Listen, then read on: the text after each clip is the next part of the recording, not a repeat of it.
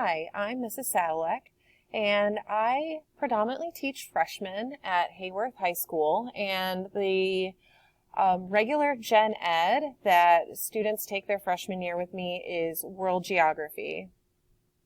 This is my 8th year teaching at Hayworth High School, and world geography was a class that we introduced in my 3rd year. So this is my 5th year teaching world geography.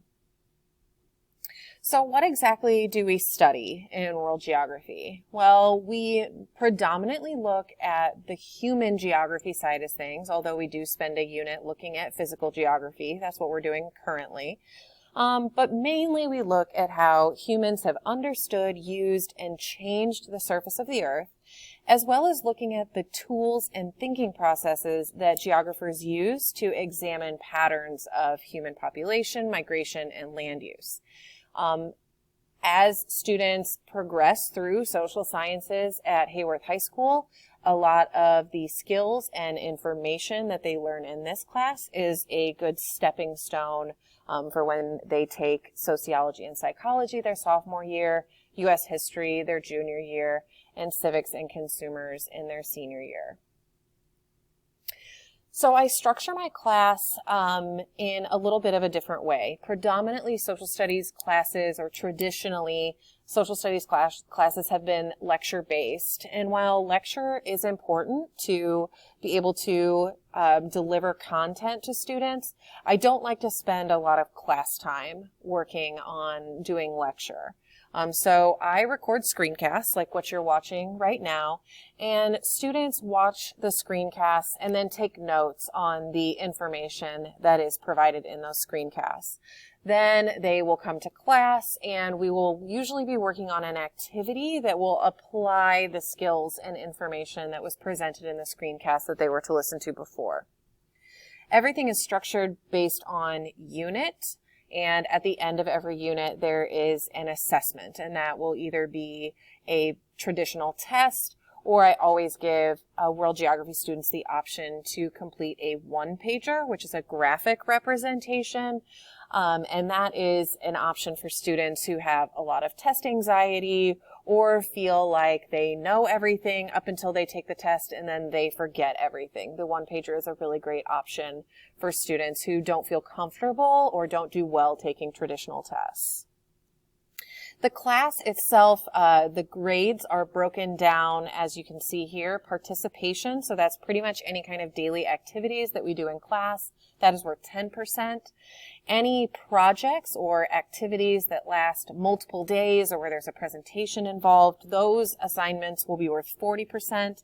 And then assessments, either tests or unit projects or one-pagers, would count as 50% of their grade. Currently, we're in the physical geography unit, the only portion of the year where we work on physical geography. And right now we're at the very end of that unit, and we're looking at weather hazards that impact people that are living in the United States. So students today took down information from websites that I provided to them and determined what states were most at risk for different weather-related hazards that exist in the United States.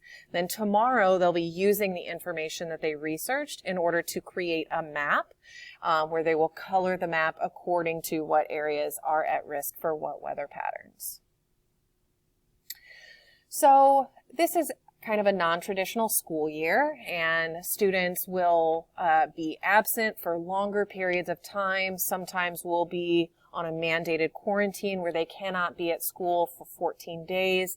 And so there needs to be a way where students can feel like they can keep up with assignments in class, and students just in general should be able to stay organized using the method that I have instituted. And I've talked to students about this quite a bit, but in their classroom, so if we go to Google Classroom and they go to their world geography class, and then they'll have to click on the classwork tab. And under the classwork tab, the very first thing that they see on here is the class schedule and lesson plans and a document that is called the daily lesson plan document. Now this document has all sorts of information. It has announcements about things that are coming up. It has just a listing of what we're going to be doing in class every day, a link to a PDF if it's a piece of paper that I'm giving them in class, or it will say Google Classroom if it's an assignment that I'm giving. And then there's any other kind of links or resources that I've provided, and then whether or not they have homework. I did email all parents at the beginning of the year, so everybody should have a link to this document. If you do not have a link to this document, then please send me an email. My email address is right here, sadilekc@husd4.org. I believe that you can access a way to email me through the school website as well. But in this daily lesson plan document, I'm going to see we're in October now, so I'm going to click on the October link, and that will take me down to this week. So you can see right now Monday, this is October 5th, and students are working on mapping U.S. weather hazards. So the link to the worksheet that I gave them in class is right here, so students could either print it out or they could write down the answers on a separate sheet of paper.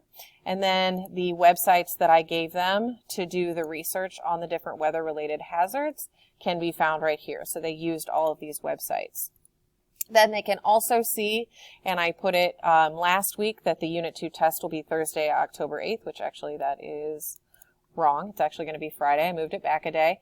But they can see what's coming up this week, that the Unit 2 study guide, we're going to complete that on Wednesday. We'll do a review activity on Thursday, and they'll be able to access, this will be linked afterwards where they can continue to review using the Kahoot. And then they'll see that the Unit 2 test is Friday, and then on Friday their homework will be to listen to a screencast and take notes, and these will also be linked as we get into this school week.